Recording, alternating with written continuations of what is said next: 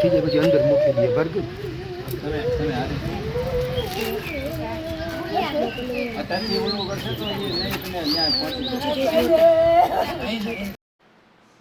આસ્થા લઈને ગિરનાર પર્વત ચડવા ગયેલો પરિવાર, પરંતુ કોઈએ કલ્પના પણ નહીં કરી હોય કે આ યાત્રા એમની જિંદગીની સૌથી મોટી દુર્ઘટનામાં ફેરવાઈ જશે।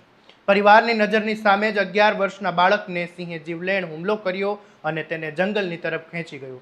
ગિરનારમાં બનેલી આ ઘટનાએ માત્ર યાત્રાળુઓમાં જ નહીં પરંતુ સમગ્ર ગુજરાતને હચમચાવી દીધું છે। શું છે સમગ્ર મામલો, આવો વિગતે વાત કરીએ આ અહેવાલમાં।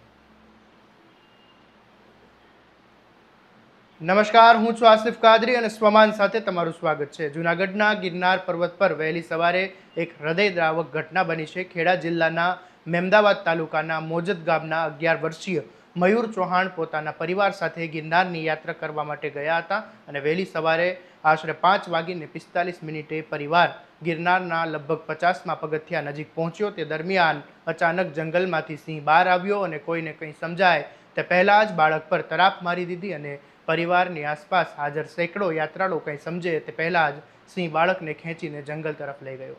આ સમગ્ર ઘટના એટલી ઝડપથી બની કે કોઈ બચાવ કરવાની પણ તક ન મળી અને ઘટનાની જાણ થતાં જ વન વિભાગ અને પોલીસનો કાફલો તાત્કાલિક ઘટના સ્થળે પહોંચ્યો હતો।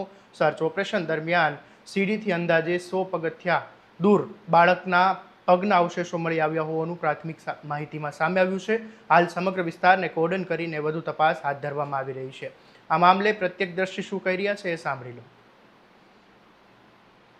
અમે ગિરનારમાં રાત રોકાયા હતા અને સવારે 5:45 ચઢવાનું ચાલુ કર્યું હતું અને 50 પગથિયા ચડ્યા અને અમારો 50-60 જણા હંગાત હતા, બીજા બધા હંગાત હતા અને સિંહ આવ્યો અચાનક અને બાળકને લઈ ગયો।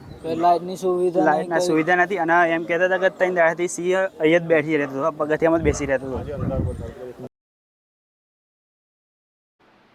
સ્થાનિક લોકોનું કહેવું છે કે છેલ્લા 1 અઠવાડિયામાં આ વિસ્તારમાં 3 સિંહોની અવરજવર જોવા મળી હતી। તેમ છતાં યાત્રાળુઓની સુરક્ષાને લઈને કોઈ પૂરતી તાકેદારી રાખવામાં ન આવી હતી અને હવે મોટો સવાલ બની ગયો છે કે ગિરનારમાં દરરોજ હજારો શ્રદ્ધાળુઓ દર્શન માટે આવે છે। ખાસ કરીને વહેલી સવારે અને રાત્રિના સમયે મોટી સંખ્યામાં લોકો પગથિયા ચડે છે, ત્યારે યાત્રાળુઓની વચ્ચે સિંહ પહોંચી જાય અને આવી દુર્ઘટના બને તો સુરક્ષા વ્યવસ્થા સામે ગંભીર સવાલો ઊભા થવા તે સ્વાભાવિક છે।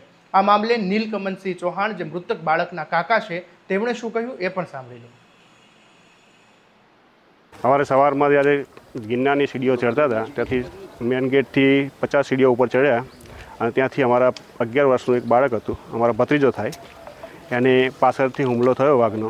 વાઘ સિંહ કોઈ ખ્યાલ નહીં આવ્યો કારણ કે લાઇટની સગવડ સહ નહીં અહીંયા, એ લઈ ગયા અને અત્યાર લગીને ફોરેસ્ટ વિભાગ એમની તપાસ કરે છે, ચાલુ છે। પણ મારી માંગ એટલી જ છે કે ભાઈ ગિરનારની સીડીઓ પર લાઇટની સગવડ પહેલી કરો, કારણ કે લાઇટની સગવડ નથી એના કારણે અંધારા અમને ખ્યાલ આવ્યો નહીં અને અમે તપાસ કરી શક્યા નહીં કે પાછળ પીછો કરી શક્યા નહીં। હાલ વન વિભાગ સમગ્ર ઘટનાની તપાસ કરી રહ્યું છે અને સિંહની હિલચાલ, હુમલાનું કારણ અને સુરક્ષા વ્યવસ્થામાં કોઈ ખામી રહી હતી કે નહીં તે તમામ મુદ્દાઓની તપાસ કરવામાં આવી રહી છે। આ દુર્ઘટનાએ ફરી એકવાર યાદ અપાવ્યું કે જંગલ વિસ્તાર અને વન્યજીવોની નજીક યાત્રા દરમિયાન મહત્તમ સાવચેતી રાખવી જરૂરી છે। સાથે જ યાત્રાળુઓએ સુરક્ષા માટે વન વિભાગ દ્વારા વધુ અસરકારક વ્યવસ્થા ઊભી કરવાની પણ જરૂરિયાત સામે આવી છે।